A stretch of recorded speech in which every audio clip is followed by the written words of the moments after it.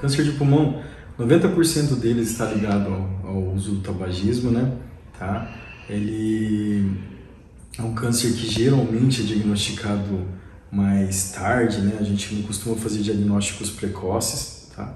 Geralmente o diagnóstico precoce está muito mais relacionado o paciente, sei lá, teve uma tosse e daí foi fazer um raio-x, apareceu um nódulozinho, vamos investigar, fazer uma tomografia, aparece uma alteração que nos leva a fazer uma investigação maior, sabe? Mas no geral é um tumor que geralmente a gente faz diagnóstico numa doença mais avançada, né? No homem ele é o segundo câncer mais comum e na mulher ele é o terceiro câncer mais comum, tá? E no mundo ele é o câncer que mais mata, né? Tá? E né, geralmente é bem agressivo, né? E o tratamento em si é baseado no quê? Quando a gente consegue lesões mais iniciais, o tratamento é cirúrgico, né? Tá? E já nos casos mais avançados a gente lança mão muitas vezes, na maioria das vezes, de tratamentos com quimioterapia, radioterapia, né? Associados a tratamento com imunoterapia ou mesmo terapia de células-alvo, né? Com anticorpo monoclonal, assim, né? Tá? Existem outras formas, na maioria das vezes são as formas mais raras, né? Que podem se desenvolver, né? E por própria outras coisas, né? Alteração genética, né? A própria exposição a alguns tipos no trabalho, né? Então, exposição ao amianto, né? E mesmo exposição a alguns riscos, né, de trabalho, né? Aí a gente também lança mão de alguns dados que a gente não tem o porquê, né? Que são causas indeterminadas, né?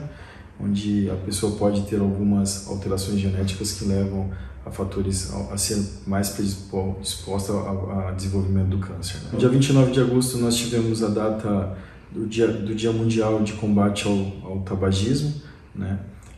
Então a gente está aproveitando essa associação do câncer de pulmão, né? E o tabagismo, né? Sabe-se que o tabagismo é uma doença, né? Doença classificada pela Organização Mundial da Saúde, ligada à dependência à nicotina, né? Então, o tabagismo, na verdade, ele acaba desenvolvendo uma doença até social, psicológica, né? De dependência mesmo química, né? E geralmente está ligado a outros tipos de vícios também, né? Então, muitas vezes o tabagismo é uma porta de entrada para outros tipos de vícios, né? Tá? E está ligado a outras doenças crônicas, como doenças cardiovasculares, diabetes, né?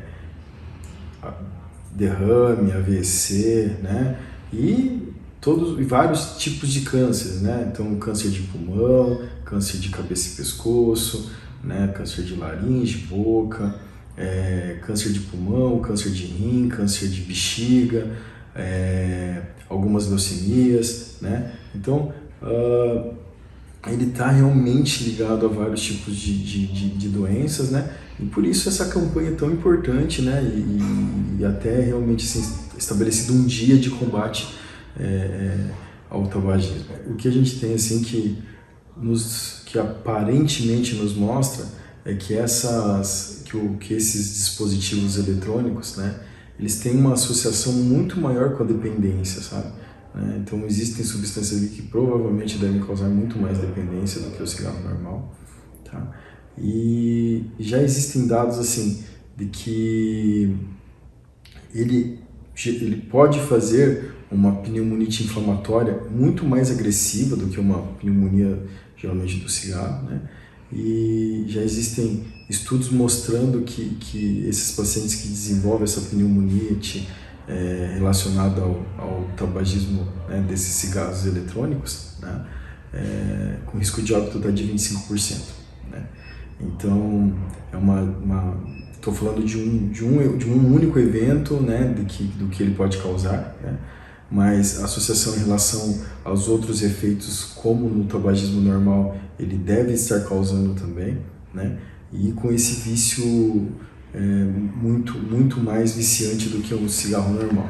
Esses dispositivos não são autorizados do uso no Brasil, né? Nem o uso, nem a comercialização no Brasil, tá? Então é algo que ainda não é correto esse uso no Brasil. Então assim, a gente não tem dados corretos do que tem de substâncias, dessa análise diretamente do que as pessoas estão usando, né? Então a Sociedade Brasileira de Pneumologia, as sociedades todas as outras sociedades, né, já demonstraram e trouxeram algum tipo de negativo em relação à autorização e mesmo ao uso do cigarro eletrônico. Então assim, em relação ao câncer de pulmão, existe até uma história assim, né, de que o câncer de pulmão basicamente não existia em mulheres, né? E existem dados que depois da Segunda Guerra Mundial, né, que passou a existir câncer de pulmão em mulheres. Por quê? Então, durante a Segunda Guerra, o governo americano distribuía cigarros para os soldados, né? Esses soldados que retornaram para casa voltaram fumando, e essas mulheres passaram a ter contato com o tabagismo, e desde então o câncer de pulmão passou a ser desenvolvido, passou a estar presente também na mulher, né? Então é mais um dado que eu trago assim, que mostra, né, que o tabagismo realmente, em relação ao câncer de pulmão, a relação é de realmente 90%, né? Então essa relação é bem estabelecida, né? E até mesmo assim, vamos aumentar o dado para os outros tipos de neoplasia, né?